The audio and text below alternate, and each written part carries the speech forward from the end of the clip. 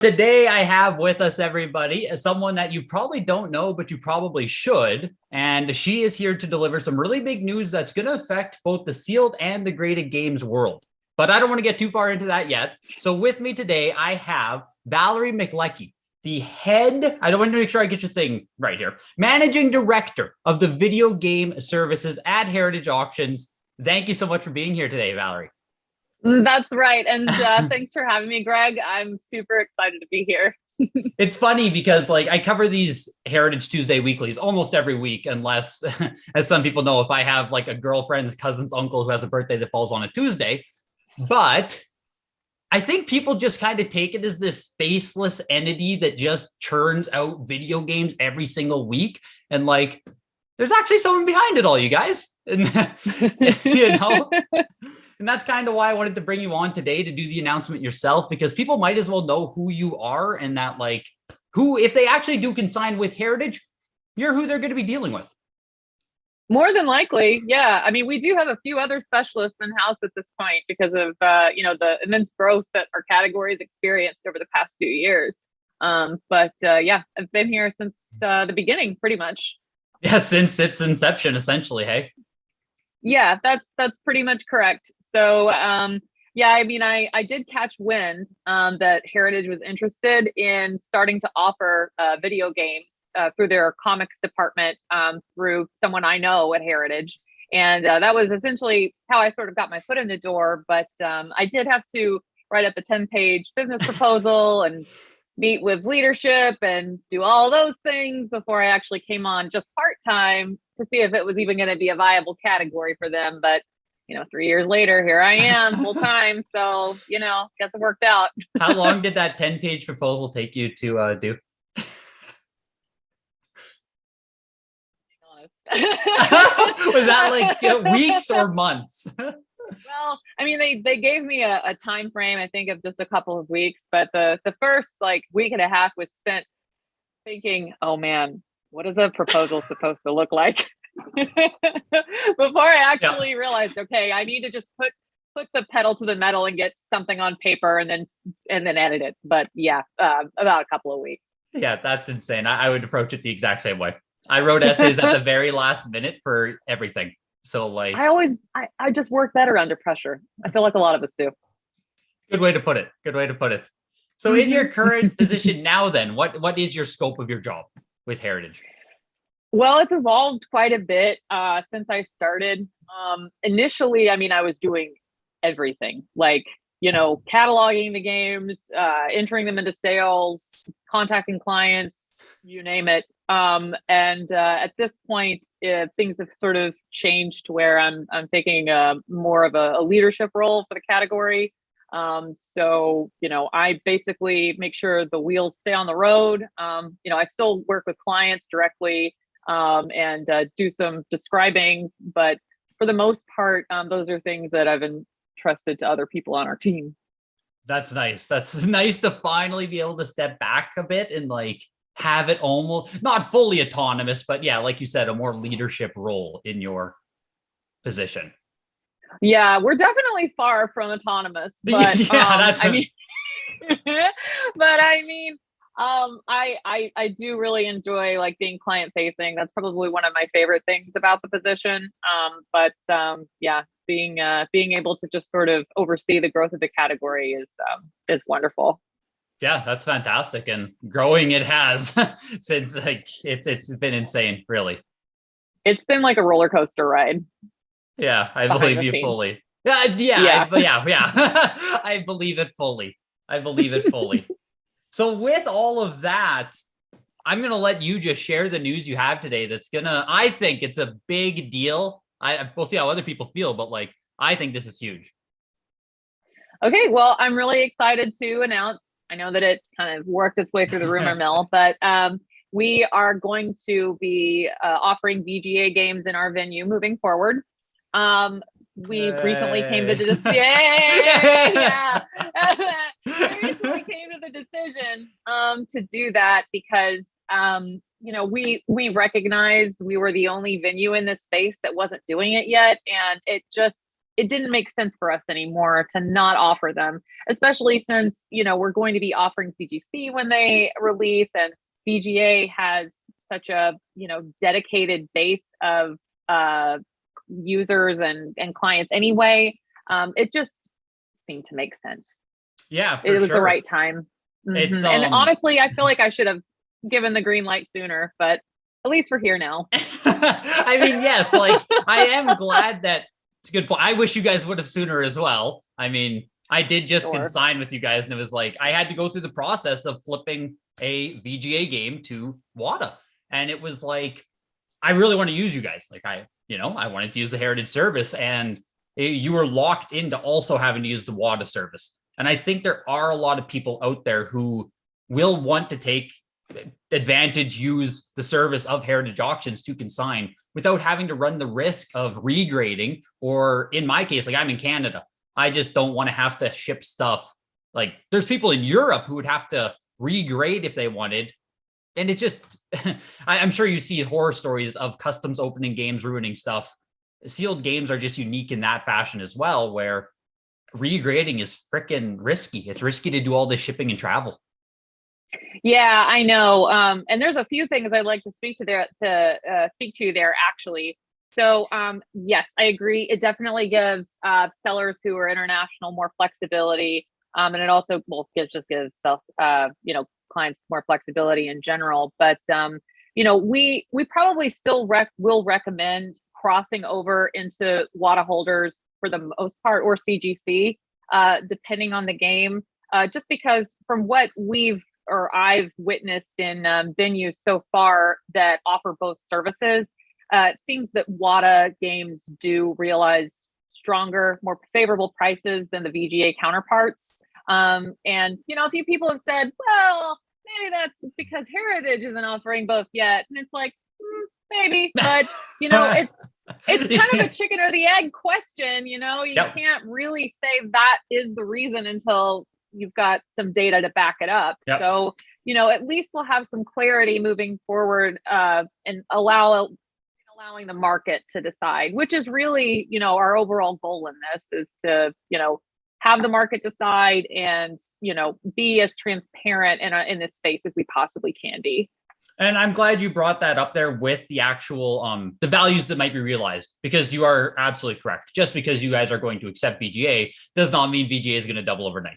So if there are two like games, I will probably recommend people also swap to WATA still, just while we see how it fleshes itself out. And as the education of the VGA scale and how it translates and how it crosses over, that's going to take a year, maybe more, for people to really understand what they're buying when they get a VGA 85, and how does that relate to now? If CGC is going to enter right away, what the hell is that in CGC? What the hell is that in WATA?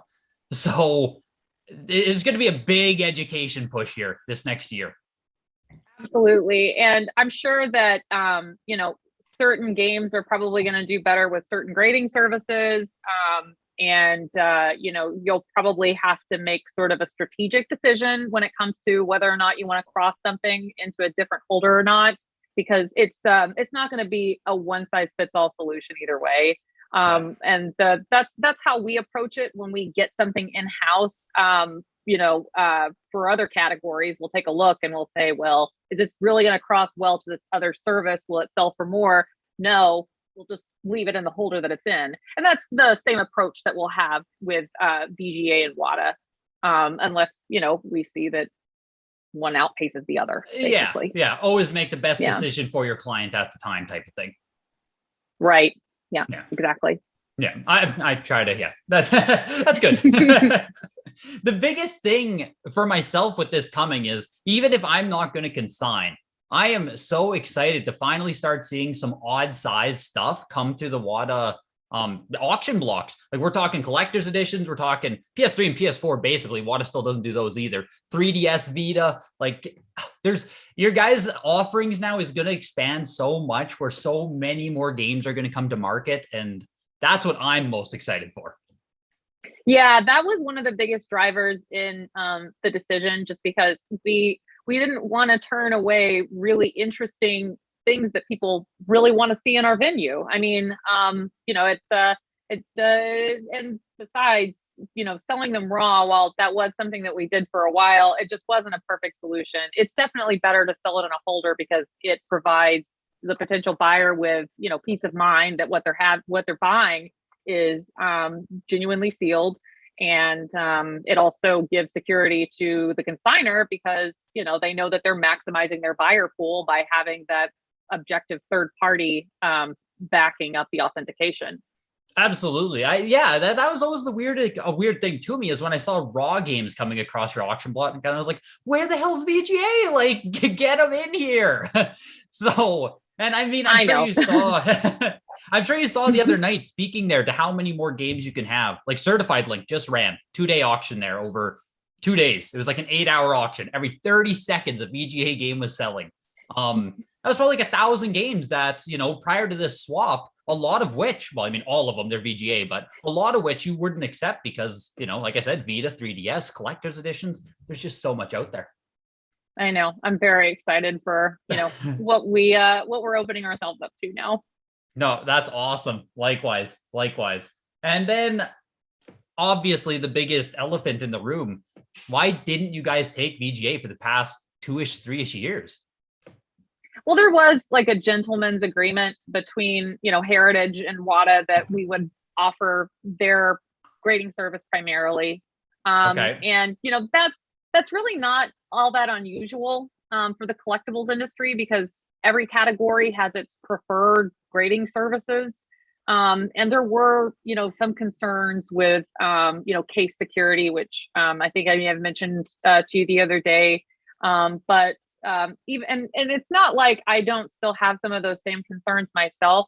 I mean, for me personally, I would probably choose WATA 99% of the time for what I have to grade myself. But at the end of the day, it's not up to me. It's up to the market to decide what they want to see. So we're just giving the market what it wants now. So with that preferred agreement to offer WATA, because obviously that's been speculated upon by everyone, myself included, just knowing the relationship between WATA and Heritage, how it all grew as a company, as a service, the marketing, did that expire in a way, or was it never that kind of formal? It wasn't really that kind of formal. It was something that, it was like a gentleman's agreement and either, Heritage or WATA could say at any time, okay, well, never mind. But I think that all the changes that have recently happened as far as like ownership changes of companies, that's also had something to do with it because it just kind of it all just makes sense with the progression of how things have changed. Yeah, just kind of the right time now to finally just open it all up and like you said, right. the market will decide. And if we take Golden's auction results or Certified Link, the demand is there for VGA. Like it absolutely is. Definitely. And I'm really excited to see how the things that we've got lined up for the April signature auction turn out. So that is going to be the first auction that'll feature VGA in our venue. We wanted to be sure to give it a fair chance and start off with a splash. And the best way to do that, of course, is with one of our signature auctions. That's awesome. That's awesome. So how soon can we expect to see some of those catalog offerings come up? So I do have a few pieces in-house, but I need to go through them first. Okay. I will say, like, this is not an exciting part of it, but we were closed for a couple of days last week, and we've gotten this huge deluge of boxes within the last few days. So our team is really behind on unpacking things, but I imagine that you'll probably see some photos within the next couple of weeks. Good. That's exciting. I mean, I'm going to be first to look at them there, so I'll probably go through the whole offering on my channel too, because like it's exciting stuff.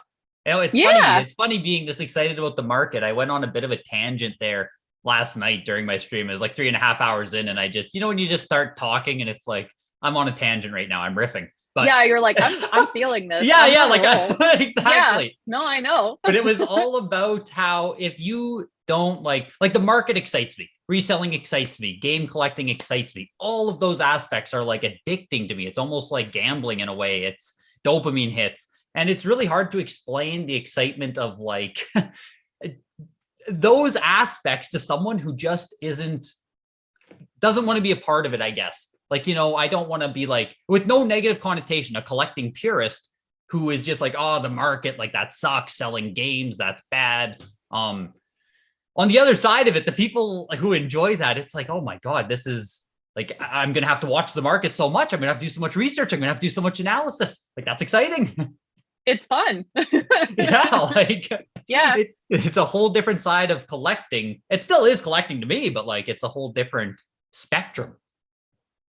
I know what you mean, because I kind of enjoy both sides of it, right? Like I do have a lot of games in my collection. I do have a lot of sealed games, but I mean, I probably have just as many or more games that I just buy because I like to play them. Yes. So, well, that's what I mean, right? That's the other side too. yeah. It's like I just buy stuff too because I just buy stuff. I like games, so it's like it's not. I guess right beside me here, I have an opened FF7. Oh, nice. Right? Like it's open. I don't need a sealed one. That's fine. Like I wanted to play it. So people don't understand, I think, that it just goes the whole way. Like just because sealed games are a thing, like we're still just gamers. We're still just, the same as everyone. It can be both. They're not mutually exclusive. Exactly. So no, that's insane. So April, we can start to expect to see them there. Are you guys going to run any kind of VGA versus WATA in the first kind of signature here, or is it going to be all just exclusive? Like, so we'll probably I talked about this with my team this morning, actually. So good timing. Yeah. Well, so that's one of the challenges that comes along with it, right? Because the grading scales are so different.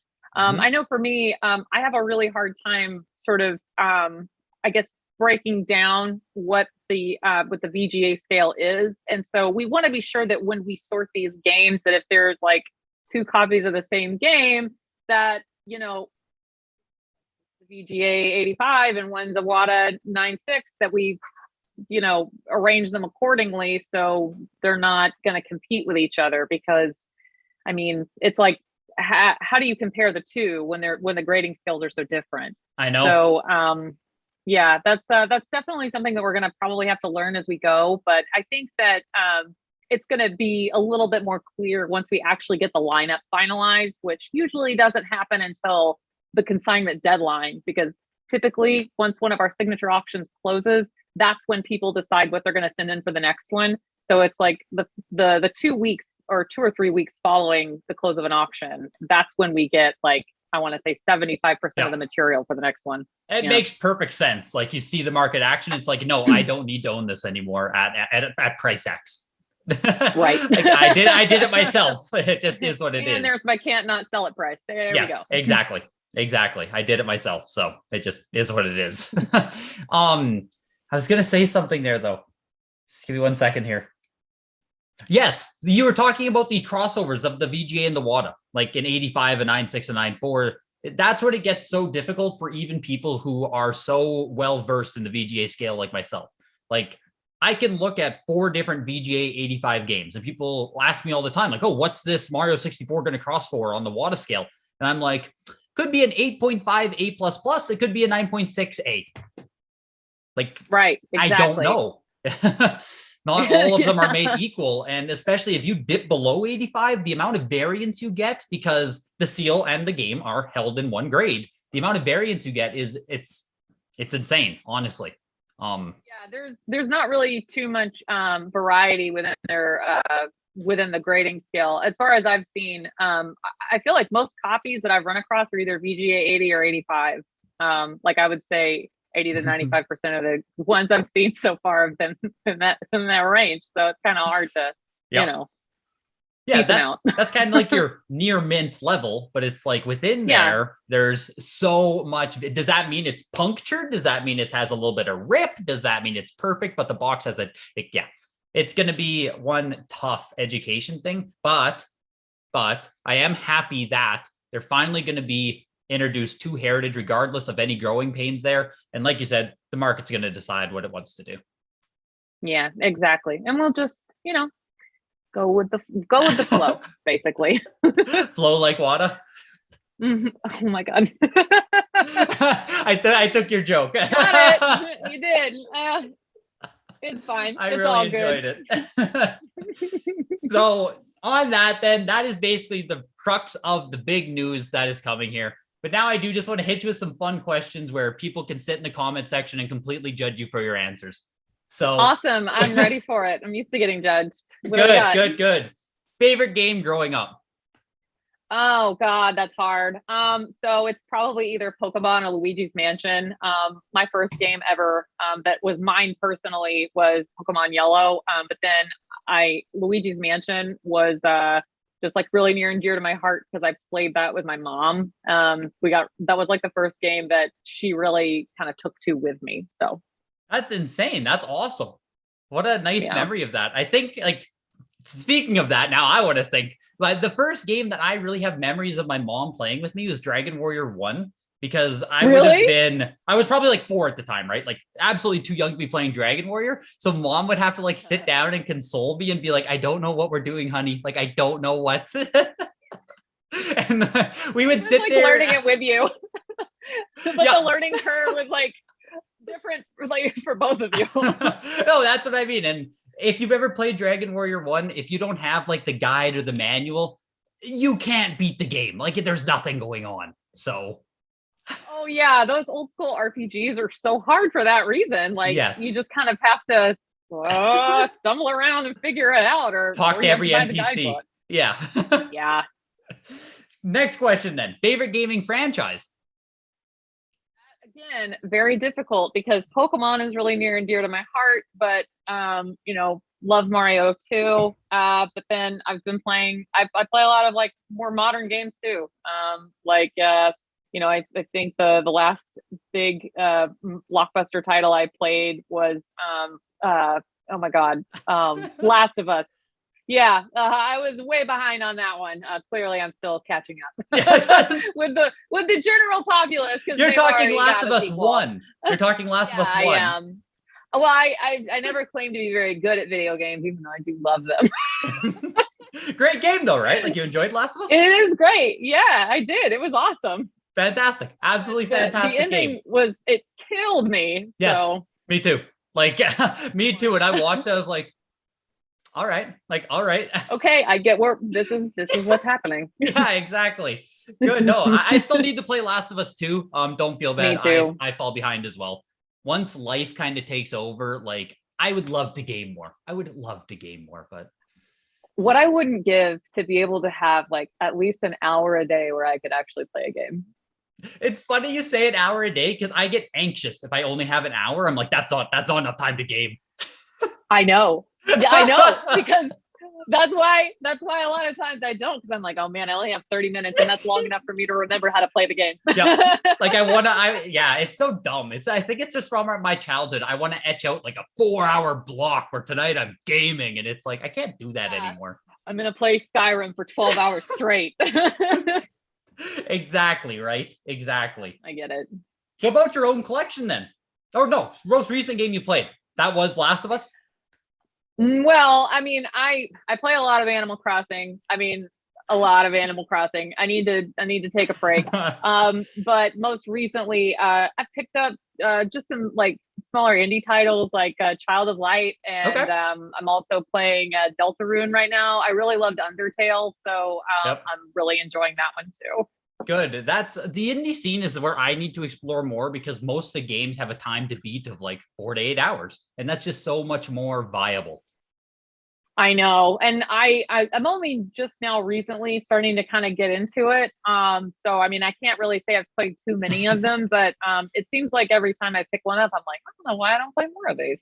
Yeah, I'm so guilty now for being a Twitch guy. Like, I just like, while I'm working, I'll turn on a video game and like watch it, and I'm like, that was an awesome game. I enjoyed that.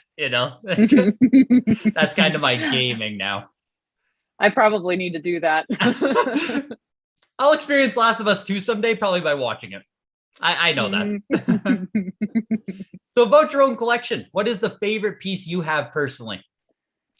Okay, so my favorite piece that I don't have here is probably my sealed copy of Super Smash Brothers 1, just because that's like, I grew up playing that game. I played Melee religiously with my friends. Yes. And, high school and then again in college. So I mean, always near and dear to my heart. But I guess my favorite one that I actually have at home. Oh man, that's hard. I would probably say my CIB Crystal because it's a really nice one. And it's the first Pokemon game where you could play as a girl. And that was always a big deal to me. I always hated like that I had to be a boy. And then I guess runner up would probably be my CIB Shantae just because it is my childhood nice. copy. You had Shantae mean, growing up. As if. I don't know. Every time I would go to the store, if I saw a game that had a girl on the cover, I'd be like, "Oh, yeah, I want that one because there's a girl in it." So, That's because so I mean funny. that was so uncommon for back then. I mean, for a female to be the protagonist. So Yes, that's a whole discussion in itself. It's funny you I know. mentioned that because I bought Tony Hawk 2X on original Xbox yesterday. And I was just reading the back of the game box. So it's like, oh, like what exactly is it? It's like a remaster of 1 and 2. But then on the back, one of the features they were literally advertising, and this was like 2001, 2002, is you can finally be a female and create a skater. Hey, like, It's so groundbreaking. What a time to be alive. Wow. Just funny you bring so that up. far. Yeah, exactly, right? And then one piece you wish you could have in your collection. Oh man. I mean like pipe dream or like something that I think is actually attainable for me. Something attainable, because like I would just say the Sicker Steel Mario Bros myself. So like something that more personal, right. more like Okay. It would be a display for the original Luigi's Mansion, just because that game is so important to me. I got this one. That's pretty much my I do have one more display piece, but I still haven't figured out how to frame it yet. It's actually New Horizons, but this is the only display piece I have in my collection from the GameCube era, and I love that system. So would love to have a Luigi's Mansion one. Would you be willing to own and display one of the original cardboard standees? I think Luigi's Mansion has one of him, like with the vacuum, like an advertisement cardboard. Yes.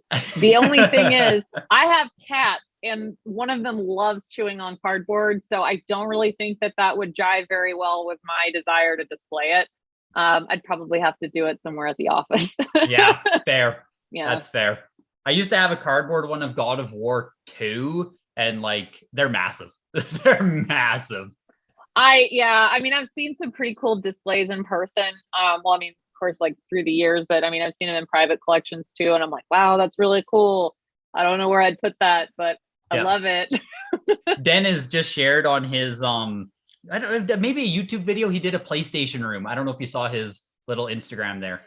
And he had the FF8 standee for Final Fantasy 8, and I was like, "Oh my god! Like I would love that one." But again, the hell am I doing with it? He has probably one of the most beautiful collections I've seen, just as far as like displayability goes. Yep. I mean, I've seen it in person, and it is just far and away like beyond incredible. That makes me jealous that you got to tour that in person. That it's a freaking museum. Like I don't know how else you put it. Oh yeah, I mean it's beautiful. I mean there's no words really. Yeah. If you guys don't know, Den is owner of WATA Games, Super NES Man on Instagram. Go check out his stuff. I think there's a video on YouTube. Go look at his collection. It's like world class. So he's a cool dude. Yeah, he is. I think I just lost there. Your cam's back. Yeah, I thought I plugged my phone in, but I just got the low power mode warning, so maybe I'm not getting any power to it. Give me 1 second just to. Oh, no worries. That. I'm sorry. No worries. I don't know if that's working now. Let me see. Well, that's fine. That's fine. I'm just about we also I'm so happy that you are a Smash Bros kid too. Melee is like one of my favorite games. I almost tried to play it competitively. Oh my god, I remembered wishing that I was good enough to. I mean, I was good enough to be competitive where I lived, but Yeah. like I'm not that great. Who was your main character? Like who was your go-to? I play Falco. Very nice choice. Yeah. Yourself? Yeah. Chic. Okay, good. Every time. Mm-hmm. Yeah. Female character, of course, fits. I'm starting to see a trend here. Yeah. Yeah, I was not like great at the game either, but I have two younger brothers, so we always had in-house practice, so to speak.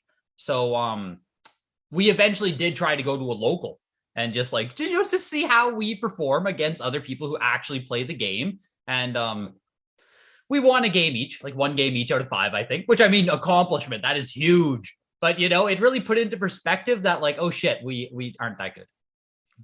Oh yeah, I mean it's impressive. Like even though the controls are fairly simplistic for a fighting game, like the ability to master it is very difficult to attain.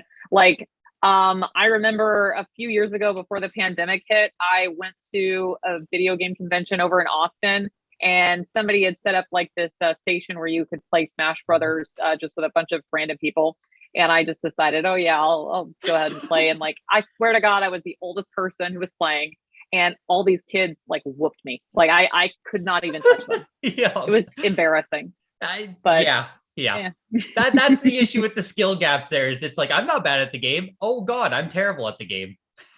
You know, it's okay. Kids get more time to play. So, you know, they have an excuse. Yeah, and I need an excuse, so I'm gonna go ahead and run with that too. They got young, their time. Yeah. They have time. They have whole Saturdays. They have whole like months during the summer. Yes.